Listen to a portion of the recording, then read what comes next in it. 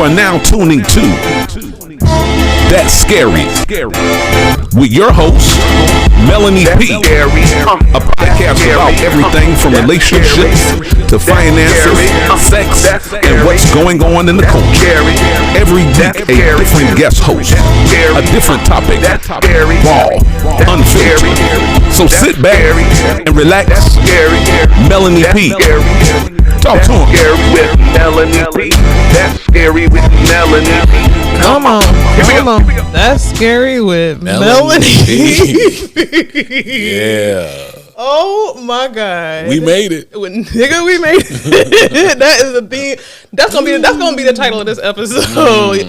For those of you who don't know, and I want to explain this because I'm a perfectionist. Before we get started, I'm a perfectionist, and last episode I pronounced Marathi's name incorrectly in the beginning, and that irked me so bad to my soul.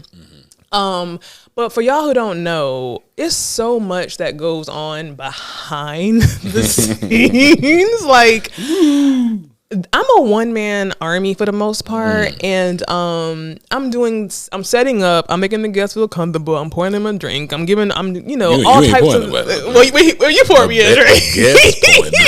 I forgot you poured, nigga, you not a guest. With my actual guests. We gotta do all these different things, show them where the bathroom is, all kind of stuff like that. Then press record, make sure everything is perfect. Then after you've made them feel comfortable, then you sit down and then you got to get yourself together, making sure that the light is on the camera the whole time while being engaging. So we done started this shit about 3-4 times before you guys got to this point. But welcome. Let me tell you something. Welcome to another show, another episode of That's Scary with Melanie P. As you heard talking already, we got a special co-host today. Yeah. Sheldon S.J. Nixon. How you feeling? Hey, you know how I feel. Feel great. I don't know, because you was knocking equipment down when you got in here. Yeah, but that was on the first take, not your third take. Which makes it even worse. Y'all, the next episode that we post to the channel is going to be a live episode because it's my 1-year podcastiversary. It's about to be so litty, fire, so lit, like the young kids say. Litty.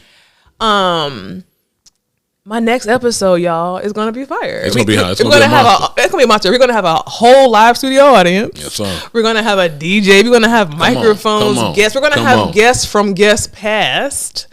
Y'all are gonna really be in for a treat. I'm gonna post. I'm gonna tell y'all who are the guests from guests past who are coming, and I'm gonna see if you guys have any questions because we've chose the top tier. Well, all my guests are top tier, so let me not say that. But everybody top tier. But we've chosen some of our most popular past guests. They're gonna be back on the show, and we're gonna be doing a live taping, giving them questions, giving out viewer awards because I've heard your feedback. It's gonna be fun. Also, the last 2 episodes. What happened? The last 2 episodes have been very educational, very informative, and all my episodes are educational and informative. Let me just say that. But this episode, we are talking about some good, hot, juicy topics. Yes, There's look, we got the Jameson that we've been drinking. We done fell. We done all types of things. So it's gonna be a couple episode, y'all. Before we get into the live podcast anniversary episode next week, we start every episode. People get ready. We start every episode with a mental health check-in, and listen, with outbursts like that, I don't know. Yeah. But how's your mental health? How's your week going? How's everything going in your life? What's going on? Well, 2 things. I'm in a. I'm feeling great. I'm 100%. I don't know what that sound was, but I'm feeling great as usual. But I am also sad a little bit because my wife is in Oregon. My kids are going to Oregon, and they're gonna be up there for the summer. She's coming back this in Tuesday, so I need my queen back. My queen back.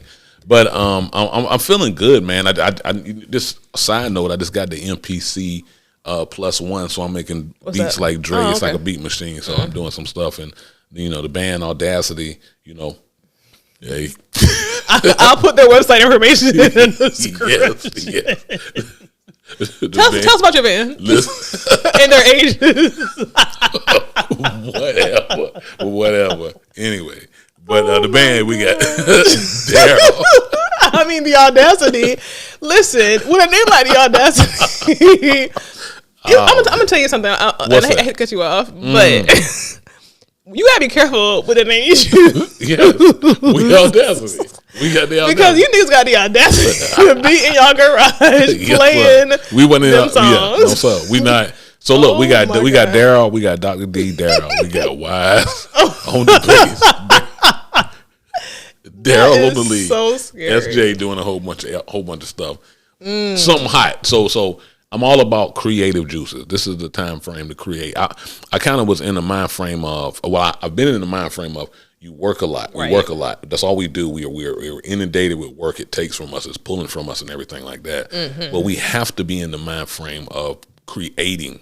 When you was a little kid, I was talking to a kid at a job, and he was like, "What's an imagination?" I was like, "What do you mean? What's an imagination?" I said, "It's the thing that you want to be." I said, "Don't you've imagined that you have flown before?" He was like, "Yeah." I said, "But you haven't flown, but you're flying. That imagination can give you that fuel to actually fly one day." And what fuel are we putting in ourselves to kind of help us get to that next level?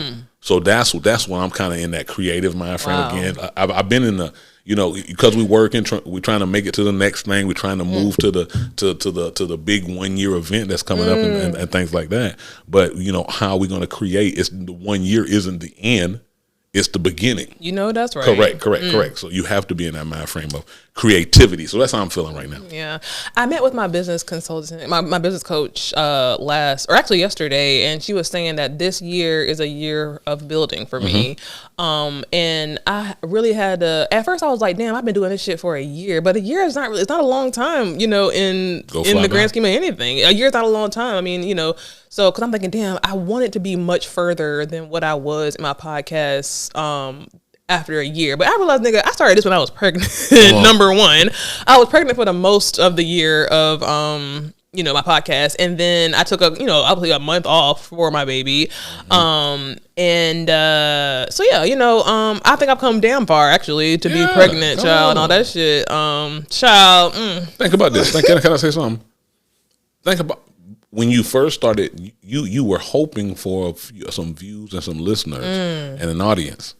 You're at a year, and I'm over 3,000, and you have watch this. You have the audience that's going to come to you. You feel what I'm saying? Yeah. Like you didn't at first. You didn't. You were starting off trying to get something. You have already fished. Right. You've already caught. You cast your line out, and look what you about to bring in. That's true. We bring in lobster. We bring in scallops. We bring in all kinds of good stuff in. Yeah, it's major. It's really major. But so as for my mental health, I'm feeling good. Actually, I'm feeling damn good. I got to be honest, man. The weather is good. I know I say, listen, every episode they talk about my mental health. I talk about the weather, but the weather is a big thing for me. As for most people have like seasonal depression and stuff like that, which I don't have. However, the weather being beautiful, me and my family being able to go out and be out in these streets and having a good time, man. I got some good shit going on. Y'all look good out there too, man. I like how y'all moving. Y'all looking like a movie and stuff like that. We looking good, child. We looking real Huxtable Daltons. Huxtable. We looking Dalton. Well, not who a black family. Who's a black family other than the Huxtables? The Evans. No, that is more along the lines of y'all do us personally, child. However, y'all could be the McDowells. Who was that? Oh yeah, I fuck with that. My mental health is good. I've gone. Last episode we had the vegan, Mr. Vegan himself on, and I've been adjusting to trying to get to a pescatarian lane. So I did have bacon this morning because they didn't have nothing else. Had to get that home. But I ain't had no bacon, no pork. Vegan, but I had to get me some bacon. Baby steps. I'm not gonna force because I was vegan for a year. Yes, or maybe a vegetarian for a year. I didn't eat no meat for a year, and I'm going back to that route. But now I'm taking baby steps so it could be sustainable for my new journey. Can I slide in real quick? Mental health is good though. So when I watched, it was a What the Health, a documentary, and I went that whole year straight vegan, and I'm talking about cleaned my mind, cleansed my soul. I went right back. What year did you go vegan? Me and April, we went that. Trust me. After, what year was that? Probably about when Kennedy was born. When Kennedy was born, probably for about a year and some change. And I'm talking about to the point where I had done it so much where I wasn't even eating the yolk of the eggs. When I started eating regular eggs. I had eggs this morning too. Yes, but when I started eating the scrambled eggs, I was eating white egg whites for so long that when I started eating scrambled eggs, the yellow looked different. After I was gone for a minute, and I said, "Dang, that's the power of kind of getting cleansed." It's a slippery slope to slide back, but then you got to kind of adjust yourself to say, "Hey, look, how can I maintain this thing?" Because when you quit cold turkey, our stomachs and our digestive systems they're created to be able to eat that level of thing. Anything anyway. So as we change it, that's where you got to kind of be in your mind frame, and keep that going. Now let me ask you this, out of curiosity, so for me, what took me out of my veganism was it was summertime, it was hot outside, and I love food on the grill, but I didn't backslide. I said, you know what, I'm gonna get this vegan hot dog, slap that shit on the grill. That was the worst thing I've ever had in my life. And finally I said, fuck it, I put a regular hot dog on that grill, and it was over from there. We went to Chicago, and I went to straight to Harold's. I'm talking about as soon as we Harold's got chicken? Harold's chicken. I ain't talking about Harold's Ice Bar in Charlotte. I'm talking about for real Harold's chicken. Or Harold's up the street. And I had the shrimp and the chicken combo. Then I had the deep dish the next day. From, oh my God! You would think after then I went to I was confused because you would think after a year that shit would be ingrained, man. But that hot dog, listen, cookouts are ingrained in my spirit. Yeah, you need that burnt meat. God, man. I'm gonna throw a little game in here while we got time, child. Because you know what? This is a very relaxed episode. I've been feeding y'all, learning y'all. I'm not learning y'all. Feeding y'all so learning y'all. That's like slaves. Who learned you? Taught you how to learn. Let me learn y'all. I've been giving y'all so much shit this shouldn't even be free. Like the information I've been giving y'all. So this about to be real laid back. You get paid for it. The money coming from. I'm gonna just pull up one of my questionnaires. Have you pick a number? Like before. No, nothing. Hopefully nothing like that. Please don't. Ooh, no. Okay, what if I cannot find? Because I'm really pulled. Like, listen, we just going through. Okay, here we go. Pick a number, 1 through 10. 7. I can't even pick the right number every time. Only because I know you personally. This would be interesting. This one says, share a secret or a story that you've never shared before. Goodness. You know how to pick these questions? Oh my God, I picked the worst thing.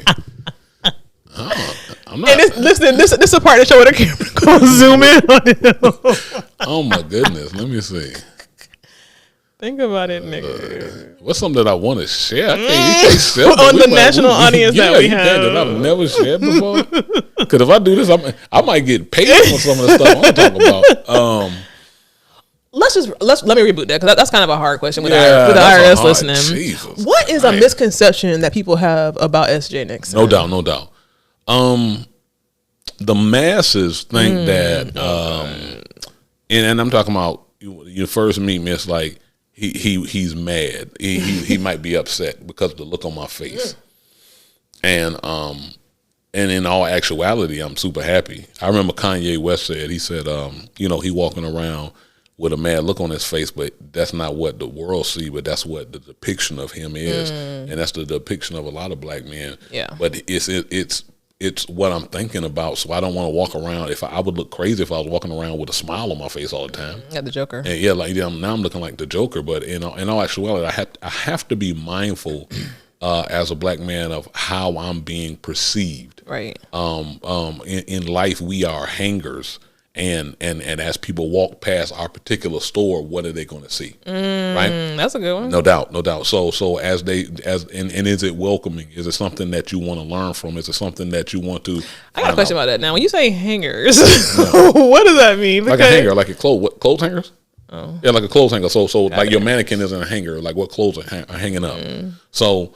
What is the mannequin? What's going to be the depiction of right. you? What's in your window shop? Yeah, what's in my window shop? The sad thing about it, social media, it changes. People put fake stuff in their window shop, but it's hard to balance who you are. So who am I? I'm a happy person, and you know, I'm super positive all the time. I mean, that's just my flow. And the sad thing about it is when you're super positive, it makes you super negative in a world that's kind of neutral or goes to the left, because it's like you fighting all the time. So I may have a scowl on my face that I don't think it's a scowl, but it's like, I've been fighting. Wow. You know. So I'm gonna answer that same question because it's so funny, because my answer to that question is actually the very total opposite. Like, people think I'm very happy and jovial. And you the wicked witch. That's a lie. People think I'm like always jokes and happy, and I always say, and I know it's gonna sound horrible, but I always say I'm not the nigga in blackface. Like, that's what I always say. Like, shuck it on Joe. Like, I feel like that's a biggest misconception, because what I've found in my older age is that when you do be serious and when you are business like, then niggas like, whoa, where is this coming from? Are you mad? Are you angry? You know what I'm saying? That is still to this day, 40 years later, the biggest misconception of Melanie P. You know, they really think that I be just telling jokes all day. You not a step and fetch it. You a go get it. I don't even know what that means, but I ain't trying to fetch nothing because I'm not a dog. But I mean, he just called me a bitch right on my show. God, a dog is a bitch. I mean, no, I didn't call you that. That's what you said. You said what animal fetches? Step and fetch it. That's from a slave standpoint, a minstrel standpoint. You see how you try to sell it every time. I did not say that. That's why I wore these red glasses. Please go back and pull the tape on that. But listen, y'all, let's go ahead and jump into things, y'all. We got a few hot topics that we want to discuss. And I'm trying to figure out which hot topic I want to start with first. I think I'm gonna say the submarine. So we may have a special guest appearance. We don't know. It depends on who can go to sleep and who can't. But I'm not gonna start with his topic. I'm gonna start with Larsa Pipen. Larsa Pipen. Okay. I was looking on social media and I saw that she is going to get literally half of her ex-husband Scottie Pippen's retirement in their divorce settlement. And she's also moved on to Scottie Pippen's nemesis, which I mean, you know, loosely. I'm sure they're friends in real life, but on the court nemesis, Michael Jordan. So now she's dating Michael Jordan's son. And they're even talking about having kids and starting a family. Now I know if I'm 40, Larsa Pippen gotta be pushing 50. I know she gotta be pushing 50.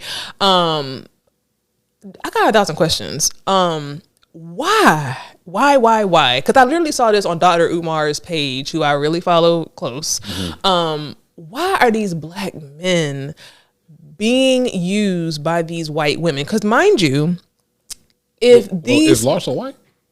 She ain't black. Okay. So she's not black. Okay. She's not a black woman. She's not a cornbread, home-fed black woman. So anyway, anything that don't show up as a black woman, she is not. Yeah. And she's able just to, I mean, we've seen her with several different black people in the entertainment business that we know that she's only with these black men for money. If they were regular Joe Blows, she would not be with them. Why y'all species don't have the brains to understand why these white women are using y'all? When I look at it, let me tell you what I see. It's the circles that they're in. So that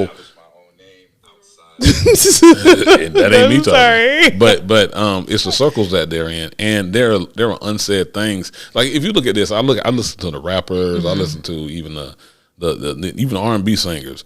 They recycle the same woman like over and over, the same type of woman, the same woman sometimes. And it's like, okay, is there something when you get a certain amount of money that you have to only be in this particular circle? Because this story isn't a story that just has shown up.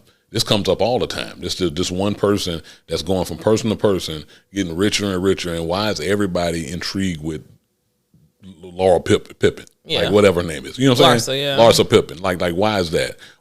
How is she going from Scottie Pippen to Michael Jordan's son? Like why? But what's up with that circle? And then why is that circle either so small that you only can pick from that litter of people. Ain't that crazy? And I think that's what it is, because it's like you picking like the same person, the same type of people, the same. And why is it that you can't pick? I hate to say it, that you don't see the black cornbread fed woman in that particular circle. That's what you said. And sure is what I said. And you don't see that in that particular circle, so you don't get to pick it. And if you pick it, then what is that representing whenever you step out on any level from that standpoint? And then what is your publicist going to say? So now you have to get the thing that's etch-a-sketched in the right way. Yeah. So Larsa is 48 years old. She's 16 years Michael Jordan's son senior. So that makes him about 33, 34 himself. She must be got something. No. I don't care. Like, listen, I don't ever want it, because somebody told me that, starting to sound like I'm bashing black men on this podcast, and that's not what I do, because I'm very much uplift black men. Even might know me, I uplift black men.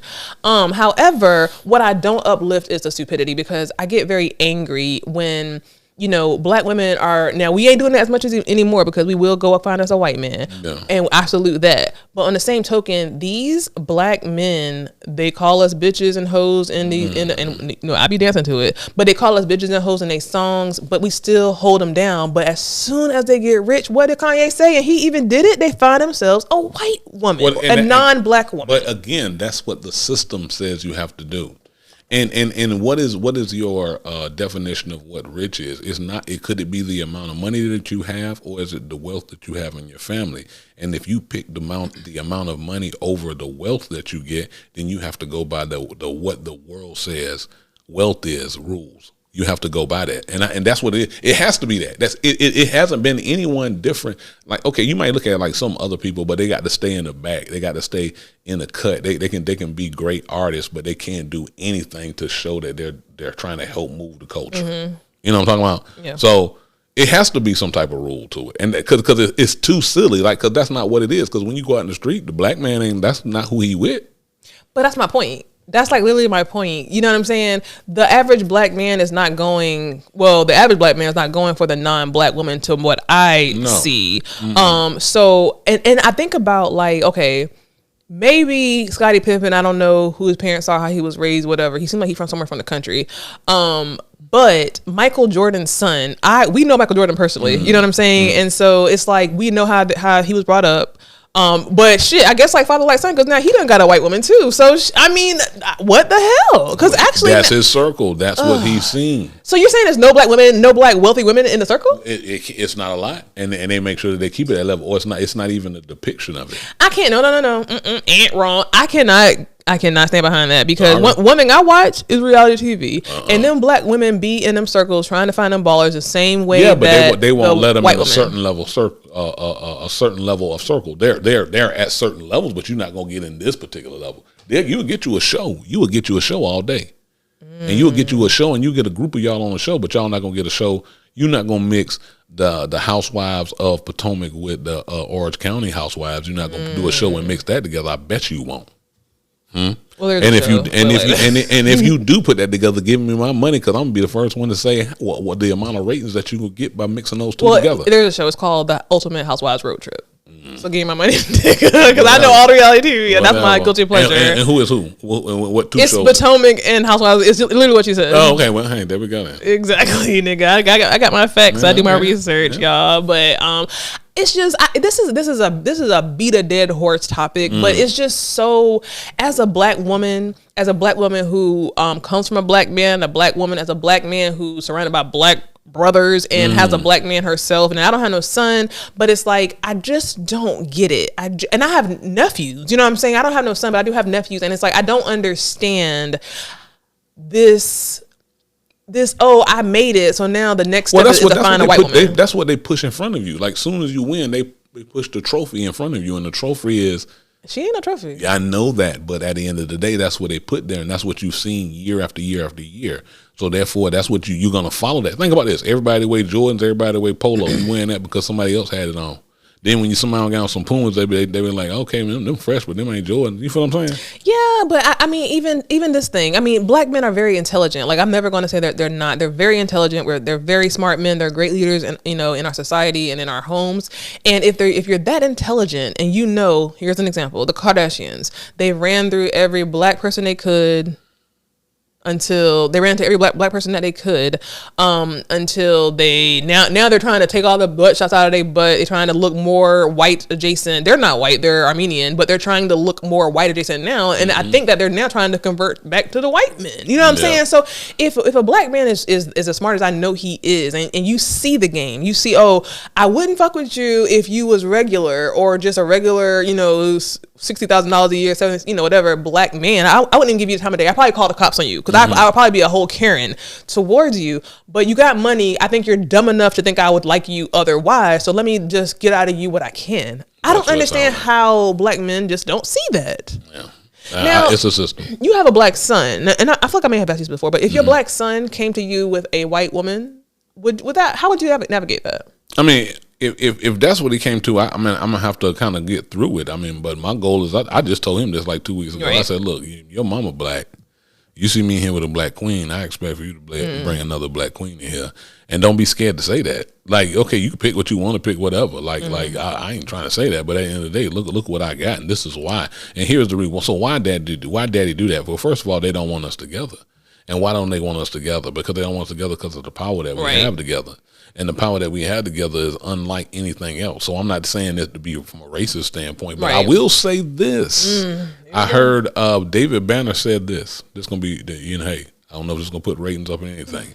He says the problem with the world is maybe the white people might be racist and they're perceived racist, and we can't call somebody else racist. He said the problem is black people not racist enough. And what does that mean? What does racist mean? It means that whenever I have something going on, I'm going to be pro whatever my race is. That's true. You hear me? So at the end of the day, why would I not teach pro what's going on? Why would I teach something totally that's not what I'm putting in my house? Right. So a level of racism is not nothing but a level of being proactive and saying, hey, look, I'm proud of what I have. Right. And putting that in the home and teaching that from young. There's nothing wrong with that. Yeah. And that's a good point. I mean, I do think that black people, we are very much, and it's not to our fault, but we're very much, let's acclimate to our environments versus stand out. Now, we'll stand out, but to our defense, sometimes that comes at a lot of cost. Even like for example, when you're saying you're a black man who might be having a regular day with a regular look on the face, but now you're coming off as you're angry, and now you got to be afraid or weary about how you're coming off because of how people perceive black people already. Correct.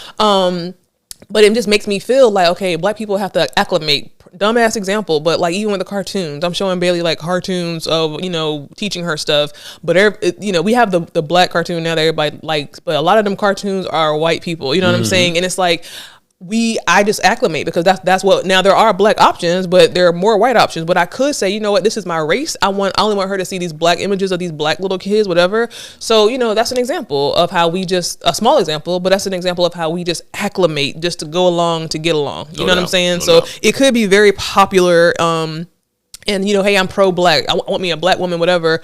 But we acclimate. These niggas acclimate. And what the fake trophy is getting someone who's not black. And we need to work to change that narrative. Yeah. It needs to start in our homes. Yes. And with these kids and with these young black males, it needs to start in the homes. Show black pride. Ain't nothing wrong with black pride. Next topic. This one hit home for me. So Sukihana. So we all know Sukihana, eating your ass, eating his ass. I'm a fan of Sukihana. I'm gonna give you a little bit of background. So I thought you was about to say you were a fan of eating ass. No, not at all. I don't want to go nowhere near. God, no. No. Why? You gotta watch them sound bites. No. So YK, look, I don't know how to pronounce this nigga name. YK Osiris. But it looks like ostrich. But it's Osiris. Okay, so YK Osiris was seen forcing a kiss with the 31-year-old rapper Sukihana. Sukihana looked visibly shocked and uncomfortable as YK Osiris who was stood behind her, collapsed her head and forced his tongue down her throat as she commentated on the game alongside Lil Duval, Funny Marco, and others. Osiris' behavior was widely condemned on social media and led to allegations of sexual assault, blah, blah, blah, blah. He did apologize. She accepted it. Here's the thing. Here's my only question. Well, I got several questions, but my first question is this. This all just ties in. I feel like I gotta spit. But this all kind of ties in. This is my thing. Black people, we got to do better. She was with 4 other black men sitting all around her. She's looking uncomfortable. This man comes from, I feel like he wasn't even on the panel. He comes behind the panel, literally forces her head to a kiss, not once, but like damn twice, it seems like on that video. And these black men just sat around and watched. And she looked clearly uncomfortable. She wasn't wanting to kiss this man back. The fact that he even invaded her personal space, why didn't these other black men help? One, is his apology good enough? What are your thoughts? You know, when I looked at that video, I thought 2 things. You know, is this person, we go back to the level, let's talk about the beginning of the show. It's a level of ignorance that goes on. And is YK Osiris that ignorant that he just gonna get up there and harass somebody in this day and time and do that? Or is this a level of stage? The only way of staged is, why is he laughing? What's so funny? What is so? I can answer that for you. Yeah. So you can tell me that. Why is he laughing and thinking it's I'm gonna tell you why he's laughing. Why? Because when you're doing something stupid like that, you're gonna be laughing. Okay, no doubt. So I understand that. So you doing that, and that's what it is. But it you know, we always put the onus on the black man that's, you know, we kind of stopping it. Why they not stopping her? Why she ain't stopping it? She can put up that arm and say, "Hey, look, what you doing?" She can do that. Are you kidding me? Yes. Is that really what you want to say right now? Listen to this. Listen, if she didn't want that dude to do that, get off me. Now here's the thing, because at the end of the day, it looked like something was going on. She was literally leaning back, pulling away. It looked like there was something going on. And I'm talking about a video. I'm not trying to talk about in general all women in the world. Yeah. I'm talking about that particular video. It looked like something was set off. And think about it. Look what she delivered. This is gonna be wrong what I'm saying, so it's gonna take it wrong. She kind of puts out there, you know, eating your ass and all this stuff like that. Who's to say? And here's it. YK Osiris, his music ain't hitting hot like it used to. Right. You know, I mean, and he had one song. I can't even think of the name of it. And then now you got her as well. Whatever she's doing from her brand, I might need views. Right. And that's just me looking at it from that particular lens, because it doesn't make any sense. Right. That particular movement, it doesn't make any sense. Yeah, I have to really just totally and holistically and obliquely disagree with you. I made that word up. Yeah, I'm about to say, what was that last word? Biblically. I'm just really, and you know, I love you. I'm really disgusted by your answer, to be honest with you. Yeah. For you to sit there and say that these black men, why put the onus on the black men? When I tell you a flood of just words are coming to my head, I can't even get them all out. Are you kidding me? Like, don't look at me like that. Keep talking. Are you kidding me? You're a black man with a black mama, a black sister, and black daughters. Black men, just like you said that we're not racist enough, black men are not protective of black women enough. Okay. If you are in a situation, this is the thing. I fuck with what you said in the previous segment about we're not racist enough. Now, I'm not racist, so that's my job. Please don't. You better get this together. You were thought right. I'm not racist, 100%. However, we gotta do better with, when I see a black person out in the street, that's family. Just like when white people see each other out in the street, like just like in a job, they help you move up. We've said a million times on all these episodes, black people will not only not help you move up, but they're gonna probably put some bad shit about you in the boss's name so you can't move up. And that's a horrible stereotype. But that stereotype comes from somewhere. And so for you as a black man to literally say that, okay, why put this on the black man? It should be on the black man, because if I'm out somewhere and let's say I'm by myself, but I see a group of black men, and something's happening, that might be weird in the environment, I should find solace in seeing that group of black men, not wonder, they're over there and I'm over here. And it should be family. We come from a mindset and a thought process of family as we've migrated through, the years of just going through. We have horribly what's the word I want to use? We've horribly dispersed that thought process of family to now it's me against you. I got one. If black men, I've called you a million times with niggas trying to fuck with me, and I had to call my brother because I don't have no sisters, but I had to call my brother. You know what I'm saying? Like, hold up. You know what I'm saying? Like, I don't think you would. Maybe you would. I don't think you. Maybe you would. I don't think you would sit there if a black woman is feeling uncomfortable and is feeling harassed and just sit there and be like, well, she got a song about eating ass, so I guess she won it. No, I want to hold black men at a stand. This all goes along with every episode I talk about. I hold my black kings at a standard to where I want to find safety and solace in their presence, not feel like, oh, well, they're on this side, I'm on this side, and if something's happening to me, they ain't gonna do nothing. That's what you just said. So, to your point, the black man is from the earth. Listen to what I'm saying. We gonna know if something is going on that's not right. There's never been a situation that a black man that knew that something wasn't right that he did not act. That's a depiction, and that's a trick. That's the situation. Oh, let's go. Hold on, stop. Let me get my talk. It's clear. There's never been a situation that a black man said somebody, especially black women, was in danger, and then that innate ability of them comes in to automatically stop. We're set in that. That's automatic. You can tell on that video that there is something that's automatically set up. I'm talking specifically about the video. So that is so whenever we go back and say, hey, what it is, yes, and when I say don't hold a black man to a certain thing, you can't hold a black man to being a spectacle. Because what happens from a spectacle standpoint is, hey, what is he fighting for? Now we're gonna lose the fact that he was fighting for this for Sukihana, and you know how they gonna pronounce this on the news? This is what they're gonna say. Rapper Sukihana from the famed song "I Ate That Ass, You Ate That Ass" was so-called accosted by black men that got in a fight over each other. That was XYZ was going on. The only thing they're gonna hear is black men got in a fight, ass, and something else XYZ. But 9 times out of 10, 99% of the time, the animalistic quality of the black man, he's going to automatically take care of his family.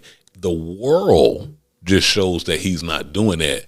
Hence, that's why you might get somebody like yourself, Melody, to say, "Hey, look, why is this not going on from the whole group?" Because that's what's shown in the world. And that's what's depicted. But and a lot of times when you answer questions in actuality or individuality, it kind of gets murkied up in the totality of what's going on. Nigga, you saying words that rhyme at this point. Whatever. Go back and check out what I said. Wrong. Don't agree. Disagree. Like, first of all, I'm trying to calculate everything you just said right now. You can't. This is the thing. Clear. I'm simply just saying that one thing I know for sure, if there was another black woman on that panel, I feel 9 times out of 10 she would have said something or motioned for something to protect that black woman. Now, I hear what you're saying. If there had been a brawl because, little short comedy dude got up and, started a fight with Osiris or Ostrich, whatever his name is, and they fighting, okay, I can see that.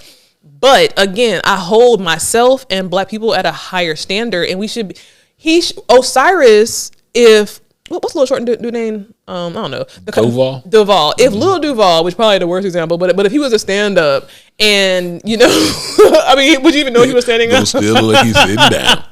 But if he was to stand up or even just motion like, nah, man, whatever. I do believe that Osiris would have, second thought about, but that thing was set up from the beginning. Look how he came over. He came over to Kiki, laugh, and she was like, "What's going on? I don't know what you're doing." So your standpoint is that you don't think that it was an issue. It's like it was staged. You think it was staged? I think it was staged. So let's say it wasn't staged. If it wasn't staged, the black man should have been on him. But at the end of the day, it would, and you can feel that. You can automatically feel when something ain't staged. When something is staged, you go back to the Will Smith thing. There was a level of stagemanship in that, because everybody's sitting around like, we don't even hear what's going on. Yeah. In real life, that's not how stuff go. But here it is. Let's go back to reality TV. What's reality TV and what's regular TV? Right. and that's the trick of the world. So I guess our takes are different. You know, I feel like you feel like, you know, it was staged and maybe so. But I also feel like we have to do better, and that's going to lead us into our next hot topic. Women have to. Can I say this? Absolutely. When have you ever called me and you say, hey, look, this was the situation that was going on, and I ain't hardly even asked no questions, and I can't take care of it? Never. But that's my whole point. Like, hold on. So you ain't never called me and that happened? No, I'm saying. No, what I'm saying is I've never called you and you said a bunch of stuff. Yeah. And then you never called me, and then I was like, let's do it. Right. This is what it is. I don't even care what's going on. Who did what? So, and I'm glad you said that, because for the listeners and the viewers, I hope that helps to understand my thought process on things. And I said this on like a couple episodes ago, like when the whole Ebony Cave thing. So it comes from a lot of my thought process, and a lot of people's thought processes come from their experience. I was blessed to I'm a daddy's girl, close to my dad. I have brothers. I have no sisters. I have a lot of male energy in my life. So I'm surrounded by strong black men who are doing their thing. That's all I know. So when I come out here in these streets and I see a nigga not doing his thing, oh no, what is this? Let me ring you up, because black Karen. You know what I'm not a black Karen, nigga. No, do not say that. I'm not Karen. I'm a black damn Harriet Tubman. I'm a black Harriet Tubman. I'm a black Harriet Tubman because ain't Harriet Tubman black?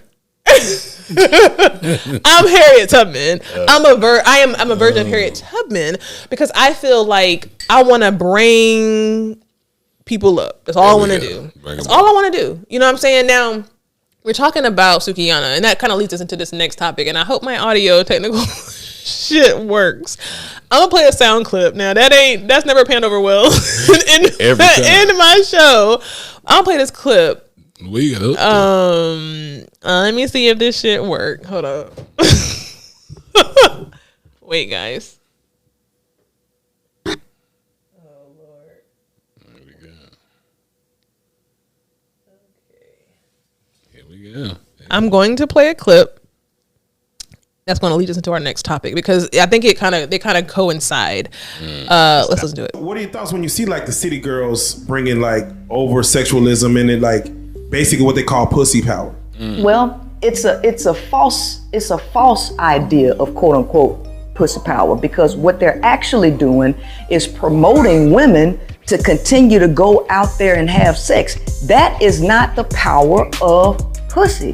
The power of pussy is limiting access to it. And sexual freedom and sexual power for the woman is being able to realize that you have the power to reject and deny, not to just go willy-nilly, oh, I did this, I got wet ass pussy, this, that, and the other one. So it's just another alternative to push people on the lower echelons to keep having sex to produce slaves. That's really what the ultimate objective is. Yeah. So, you know, I'm not for the city girls or the WAP. I'm not for all of that, because it's a destruction of the female herself. And that's enough.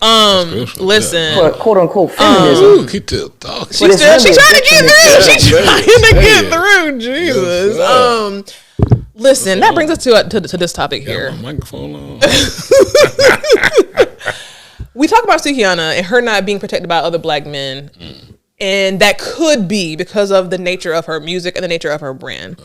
We move over to this next topic of what this young lady was saying, is that, you know, pussy power. We got the Cardi B's, the WAPs, the Megan Thee Stallion, riding dick backwards, all that kind of shit. You know, all these people, Sukihana eating ass.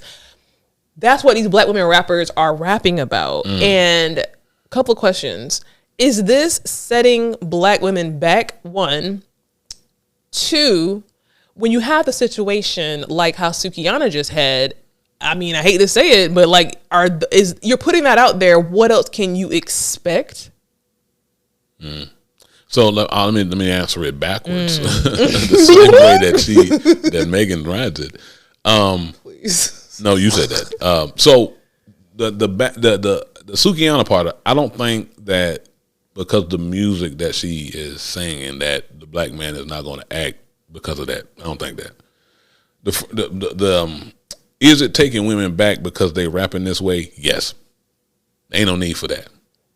and here it is. You're over. I work in with children, and I see that even in regular life and in my life, in the world, that the kids are singing the words to these songs, even if you make it a clean version, it's a level of words that's being said and movements that's going on. So why is this going on? So let's think about what the clip said: the enslavement of women, because it enslaves the future generation of women to say, hey, let me give away something that you shouldn't give away diamonds.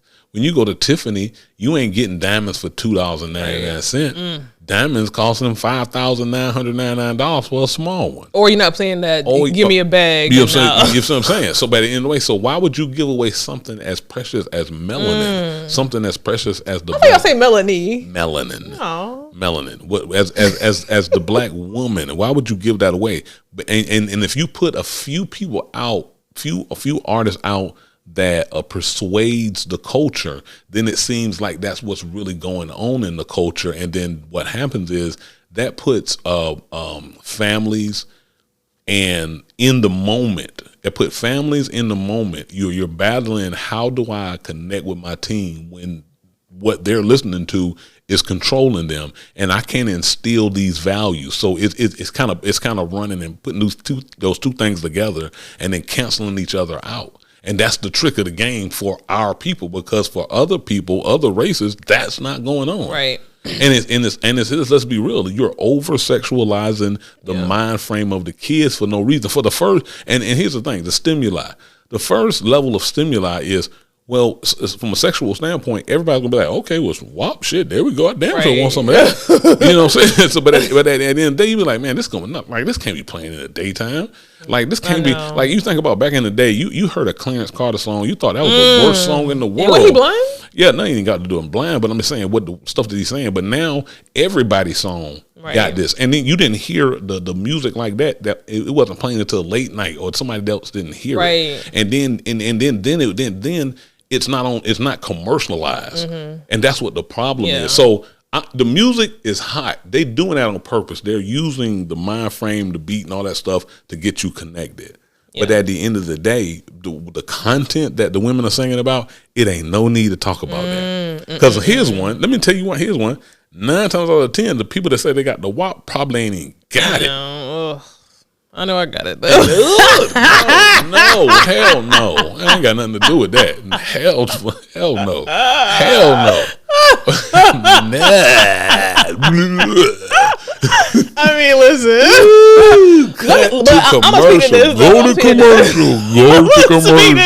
Go to commercial. I have a lot to say about this topic. Because at first, when I was researching, doing my research, I was like, well, someone made a good point about, women nowadays, they get straight to the bag. They will get to a bag by any means by any means necessary, and they'll find money. So they may not go the college route, or they may not go whatever the normal that they put in our head, the normal route, but they're going to always get to that bag. And that's because this is the way this new generation thinks, and they're always getting to the bag, and that's how it is. I'm thinking, okay, well, you know what? These women, they're owning their bodies, they're taking, ownership of their bodies, and they're just saying, listen, you want to, weaponize this, but I'm going to take it and put it, it's mine, and I'm going to brag about it, right? So at one point, I was thinking that. But I got to be honest, and I got to be a square right now, because when I was hearing you say about how, they play this music during the day and they call it the clean version. Well, kids are not stupid. You know what I'm saying? Like, the clean version, we had a clean version back in the day, or even like the Clarence Carter songs, they didn't even play them songs during the day. Come on. I feel like the wet ass pussy songs, and I hate that P word, the WAP songs, they are songs that would typically, those songs and those videos that Sukihana guest starred in, those type of songs and content would be played in BET Uncut After Dark. You know what I'm saying? Now it's like we're pushing these kids to be adults sooner and sooner and sooner and sooner. And I think that it goes back to the Sukihana discussion. The black men rapping, putting down the motherfucking black women. The black women rapping, kind of putting down themselves. Yeah. And what are you putting out there to the little kids coming up? So now if they're little kids who are hearing this on 97.3 or 97.9, they're going, listen, this is not back in the day whenever we didn't have no phone or internet or nothing like that. Kids have access in their hand. So if a kid is like, wow, I wonder what they're saying in that song, they can simply Google it and have all the context. And then see the video. So I have to say, even though I do, listen, these ratchet songs I've been dancing to and I've been having fun to, but I'm grown. There needs to be some type of accountability on the artist, but not even as much as the artist, because be creative. But we've made it so normal to talk about these type of contexts and subject matters during the day in the light. Why can't that stuff be at least for after dark? You know what I'm saying? After dark, that's not what they put. After dark, or at least okay. Who is it? A rapper, Lauryn Hill. You never heard her talking about no wet ass pussy. You know what I'm saying? And she was one of the best rappers and artists of all time. So yeah, women should empower themselves, but I always say that you got to be careful because it comes at a certain price. You know what I'm saying? It comes at the price of our Black youth. Here's the scary part. We don't really hear any other races talking so negatively about their women or about themselves. And the only time we even really hear that is if they're trying to mimic Black people. Correct. So it's like, damn, once again, all these topics are kind of overlapping because... That's the power of us, though. No, I'm saying all these topics are kind of overlapping because all of it starts at, okay... We gotta love ourselves, and not even ourselves. Fuck ourselves. We have to love our community and what? Fuck us. No, you want to say kill ourselves, nigga? I got that clip, nigga. I cannot wait to post that next week at the Podcastaversary, nigga. However, we need to say fuck ourselves, but fuck our community. That sounds horrible. Terrible. I'm not saying that. No, I'm for my community. Be for your community. Myself. Like I said, the same thing in the last two topics. If I see a sister over there looking uncomfortable, whether I'm a Black man or a Black woman, that's my sister. I'm gonna make sure she's good. You know what I'm saying? If I see this woman out here rapping about this shit and it's bringing our community down, I'm gonna talk to her and be like, hey, she good. Don't rap about the wow. Or at least sprinkle some good shit in. Like I really have never heard Megan Thee Stallion and I love me some Megan Thee Stallion. I've been told I look like her and I move like her. I don't know. But I've never heard Megan Thee Stallion or Cardi B do any positive raps. I mean, shit, Nas got a lot of positive raps, you know what I'm saying? Lauryn Hill got a lot of positive raps, you know what I'm saying? So at least sprinkle that in. But they're very big to say, I'm not here to be your role model. Well, whether you're not here to be our role model, you're a role model. It comes with the cost. It comes with the cost, you know? I don't know.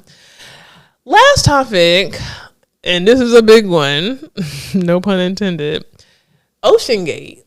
Yeah. Let me talk about this. Okay, so let me give y'all some backstory. Terrible. Okay, backstory. Oceangate. Oceangate is a private company founded in 2009 to provide cruise submersion for tourism and exploration. This, I mean, everybody know about this shit. There was a catastrophic implosion on board the Titanic. Listen,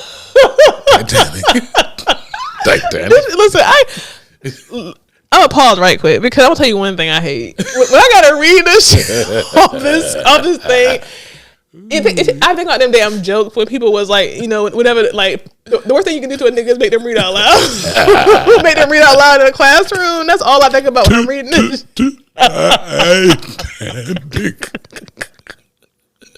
Oh my gosh! Let me try again.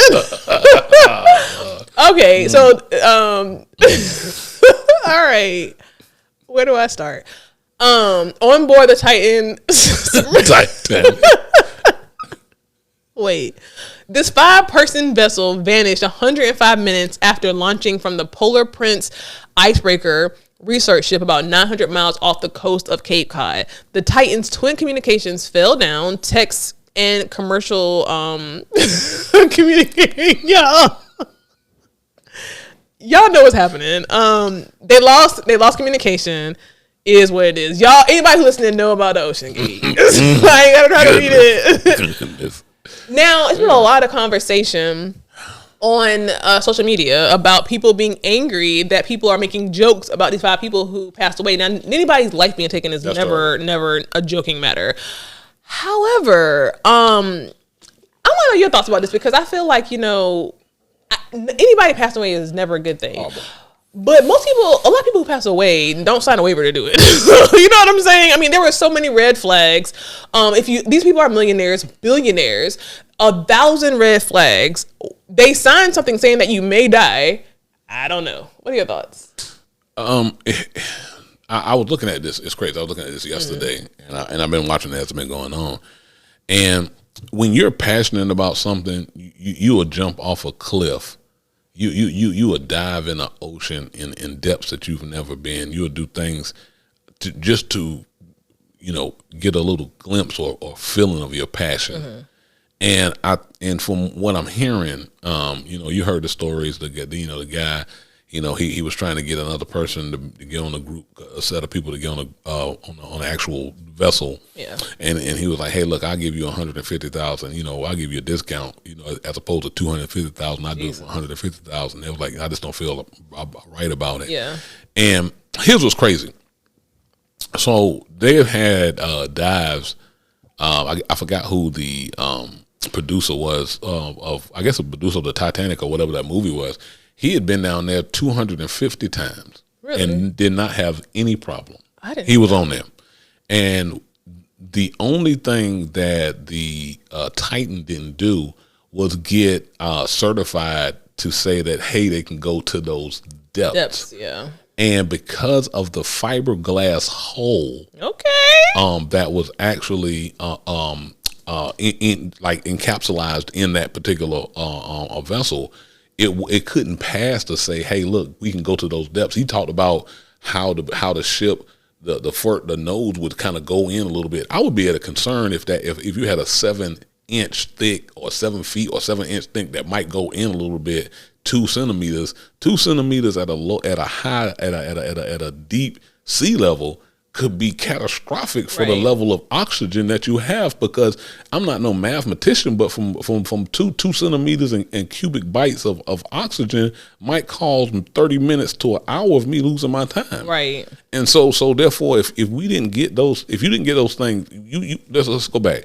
Don't joke what the person did. But at the end of the day, don't go so headstrong into your thing that you say, hey, look, I don't care what nobody say, especially if somebody did it 250 times. Go talk to that person. Now, see, that's one thing I did not know. I did know that there had been another person who, I forgot the name, but they actually have gone deeper than the depths that the Titan went down. And they did it without any, issue. I also read that Oceangate, obviously they've done something, similar dives before. And when they tried to go down to the Titanic before, some of the people who were on ship were saying that they saw so many red flags. They were scared for their life. The communication went down, and the people literally cut off their internet to ensure that the people on the Oceangate sub would not tweet in real time to let anybody know what was going on. So, if you're a billionaire and if you're a millionaire, and I'm not holding you you're a human at the end of the day, but you have a lot more advantages than the average motherfucking Joe. You got a lot more advantages than me. You know what I'm saying? And I feel like, do your research. Again, I don't want to negate the fact that lives have been lost. Yeah. However, it's almost like, you paid $250,000 or some, around that. For a seat to do something that clearly was not safe. And I feel like the fact that it was not safe was made known in, conversations prior to them getting on board. And I really do feel bad for everybody, but especially the younger kid. I think he was like in his 20s, who got on there with his dad. Like, I cannot imagine. He said he had concerns too. Right. So even the kid said he had concerns. So my thing is this, like, I might want to sign over something and risk my life, but damn, to bring your kid into it, that's very crazy. Because a 20-year-old kid is still a young baby kid. Yeah. And you robbed him of his life. Now, as far as, black people will make a joke out of anything, to be honest. I've seen some really good ones on social media. And, I'm trying to be PC, but I got to be honest with you. I feel bad for the families that they have left behind. Yeah. But I don't know if I feel very bad for the people who was on that sub. Yeah, I can't say. You need to feel bad for them. Why? I feel bad for them because you know why? Because they're not the only people that think that way. And here's one. I got one better than this. It could be a future billionaire that can come up in life and say, hey, I'm going to do something stupid. Now, here's the thing. You have a lot of, this is crazy. The people that have created and invented things weren't billionaires yet. Right. So they took a chance, right? And before they took the chance, they did calculations so nothing wouldn't happen to them. Wright brothers, Franklin, Benjamin Banneker, everything, right? But you get the money. Let me get $1 billion. People that win the millionaire, win the lottery, die early. Billionaires kill themselves.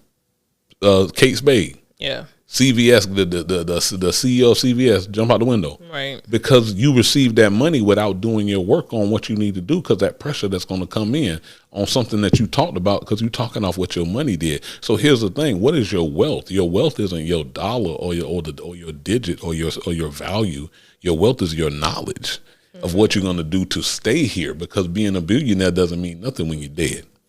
But even I think about while this was going on, immigrants were trying to flee, I think it was Greece, for a better life. And I mean, I think, 7,000 plus of them died trying to flee for a better life. And there was no coverage on that. Correct. I think about that. I think about, okay, these are billionaires. And I hate to sound so heartless, but but these are billionaires. First of all, that money could have gone to a charity. Yeah, you know what I'm saying? That money could have went anywhere, but then here's the kicker. All the money that it took for the efforts to try to find these people out here in this in a damn ocean, that was billions of dollars that people spent of our tax dollars to find them. Now we got homeless shelters, babies who have no food, who have no clothes, who have no shelter, but we spending over, thousands and thousands and trillions of dollars to save these niggas out here who want to be in a damn sub in the middle of the ocean to look at a Titanic. Like, I got a problem with that. I just hate to sound like, I have a heart, I really do. But no. I don't want to sound evil, but I have to sound, because listen, again, goes back, all the topics have been Black community, how can we help them? Because to me, the money that you just threw away to not only get a ticket to ride this motherfucker, but then the money you threw away to have all these Marines and fucking bio people to be in the ocean looking for you. Now here's the kicker that I just learned. I don't know if this is a fact, but I feel like they knew these niggas was dead way before they told the Americans. Well, the amount of time that they was down there, they knew what was going on, and they had to, it's a show situation again. Yes, you correct. And I don't know if that was a real thing, but I think they've been, you can tell how they deliver the news. Yeah. That they knew. Yeah. It was like when the person was down there banging away, they had already said, well, oxygen's going to be gone at a certain amount of time. But that time had passed. That time had passed. So here's what's crazy. You ever watch a movie, and we're watching a 2-hour movie, but there's a person that's going somewhere and they take 30 minutes for to get there, and it's only 10 minutes in the movie left. But we sitting there like, oh my God, it's taking 30 minutes. And it's only 10 minutes of movie left, and the time going by, and the person moving in slow motion. That's going on in real life too. So let me say, look, the person, oxygen going to be gone in 2 minutes. And they showed that Tuesday. Now they talking about Wednesday. Saturday. They could be dead. We don't know yet. They could be dead Wednesday. You know why? Because you don't want to say to that person, because if I say that it's done, now I could potentially get sued. Yeah. You feel what I'm saying? It's disgusting, honestly, how the news can. Me personally, I don't watch the news. I don't watch the news. I don't watch the news. Repeat it. I don't watch the news. I don't watch the news.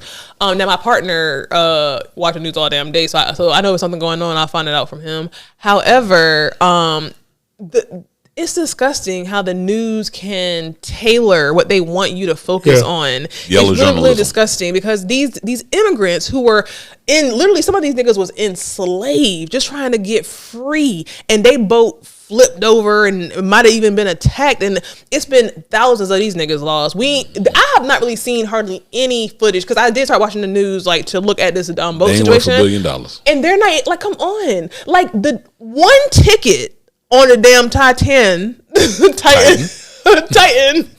could have saved that whole boat of immigrants trying to be free. And that's the kind of world we live in. Like, we're not all starting from the same starting point. This. Can I hit you with this? Absolutely. So you say this is gonna be terrible. You gonna say the immigrants to come in? They ain't coming in here. Where they come? They was going somewhere else. They were coming in here US. to come and take from the black man because we can't own anything. God. The black man don't want to clean houses. He don't want to do yards. Let's not go there, because if you go to episode 2 or 3, which we'll be talking about on the podcastaversary, where Jason was talking about black businesses and how we try to hire a black man to do yard work, and that nigga ghosted us. Like, the Mexicans, they ain't doing that, and the black people are not cleaning the houses like the Mexicans are. Well, I got a contract where, and I don't want to get deep into it, where I clean on Tuesday, Thursday, and Saturday, so I don't mind doing it. So it is people that's out there doing it. You have to get out there and do it. But that's very rare. Depiction. That's very rare. That's the depiction that's not going on. It's going on more than often. I had a black lady, and we're gonna end it here because I love black people. I gotta put it out there. I love black people. I hired a black lady to clean my house, which sounds horrible in itself, but I go in the bathroom after she cleaned, and I saw the dirt ring where the body wash was, and I was like, "What is this?" And I hate to say that, but if you go back to episode 2 or 3, and please go back, 'cause I need them streams. And listen, we promote everything black on black, blackity, black on black. We are all about that. Oh shit, that rhyme! I have to put that. Okay, but I can't support you if you ain't supporting me to support you. You know what I'm saying? And honestly, it all goes back to black. It all goes back to the black core family.